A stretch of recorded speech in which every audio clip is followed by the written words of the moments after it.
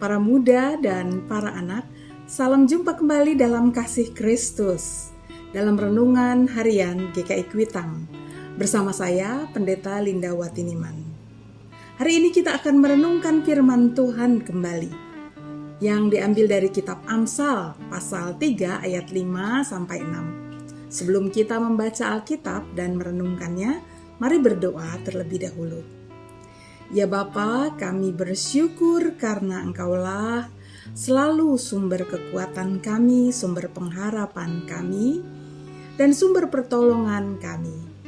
Hari ini biarlah Alkitab yang akan kami baca menjadi firman dalam kehidupan kami yang selalu menguatkan kami di sepanjang kehidupan ini.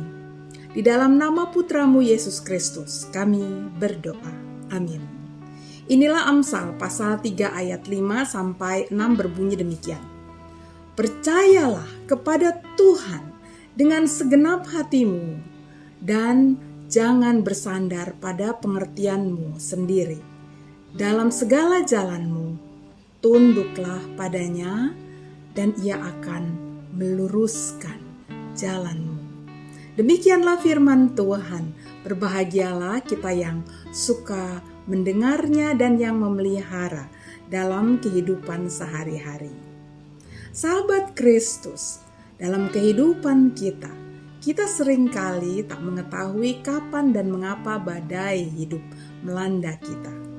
Kita dapat berduka, kecewa, marah atas segala peristiwa yang terjadi dalam hidup kita. Lalu kita bersikap menyalahkan Tuhankah, atau menyalahkan orang lain, atau menyalahkan diri sendiri. Ajakan saya adalah setelah kita menyalahkan, renungkanlah. Apakah itu akan memberikan efek dan hasil yang lebih baik? Sahabat Kristus, apakah jika kita menyalahkan Tuhan, itu adalah wujud kedekatan kita dengan Tuhan? Jika menyalahkan berarti kita sedang bertanya pada Tuhan. Mengapa Tuhan?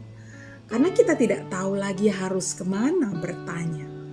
Maka itu menandakan bahwa kita masih mengimani bahwa Tuhanlah yang menjadi tempat pertama dan kita bertanya kepadanya. Maka kiranya itu semua semakin mendekatkan kita kepada Tuhan. Sehingga Dialah yang kita yakini memahami segalanya. Jadi kita bertanya kepadanya. Sahabat Kristus, jika kita menyalahkan orang lain, apakah benar ia bersalah? Sejauh apakah kesalahannya? Jika memang diperlukan, apakah harus ada langkah-langkah konkret? Bukan sekedar menyebarkan kesalahan orang lain yang hanya memperburuk keadaan. Bagaimanakah kesalahan itu berpengaruh besar pada saya? Ataukah itu hanya karena pengertian kita yang bengkok, yang terlalu dikuasai ketakutan, nafsu, dan amarah atau kekhawatiran? Karena prasangka dan pikiran sendiri yang menguasai. Karena itu biasanya kita membutuhkan kambing hitam, ya. Demikian juga halnya ketika kita ada dalam kemelut, muncul kesedihan, kemarahan pada diri sendiri. Memandang diri terlalu bodoh, tak cukup baik, dan lain-lain. Selama itu semuanya memberikan kepada kita masukan agar kita dapat belajar dari semuanya dan bisa membawa perubahan, maka itu sangat baik tentu. Namun yang dapat terjadi pula adalah menyalahkan diri yang terlalu berlebihan, malah dapat menyedot energi tubuh dan mental diri sendiri.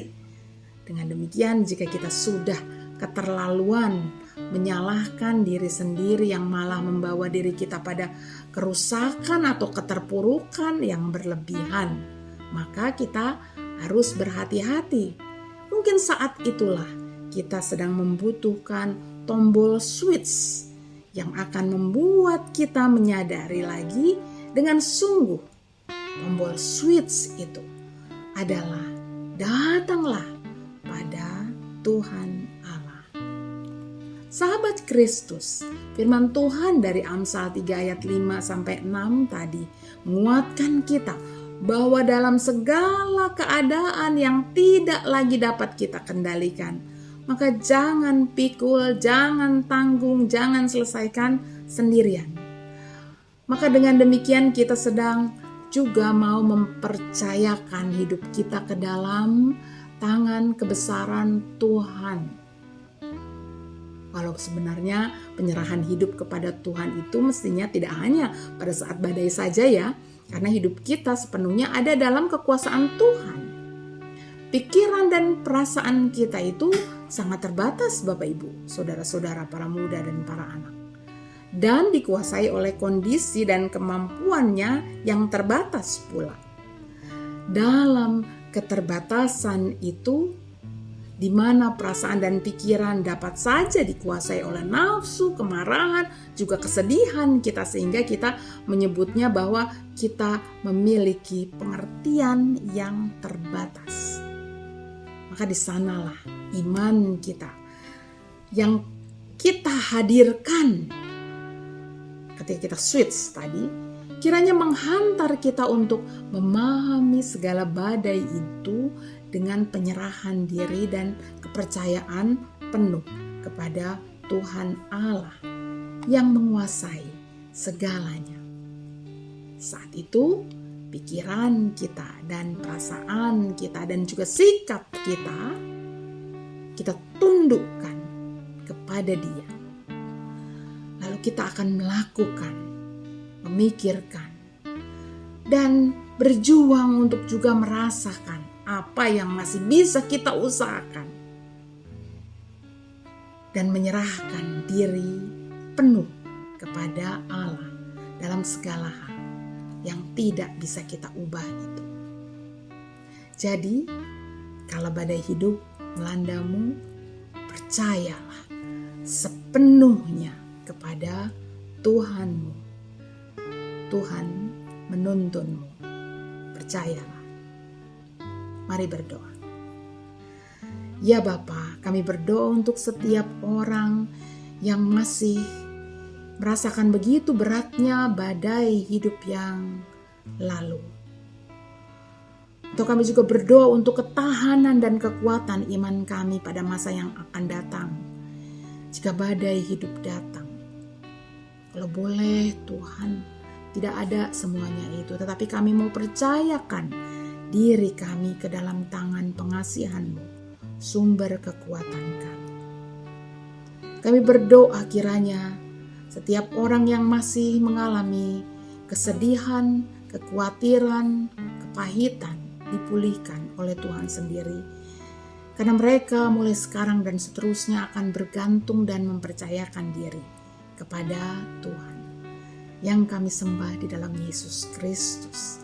Tuhan Allah yang penuh kasih, sehingga Ia mau menghibur dan memelihara kami dalam penyertaan Roh Kudus-Mu. Di dalam nama Putra-Mu Yesus Kristus, kami memohon. Amin. Sahabat, sampai jumpa. Tuhan memberkati.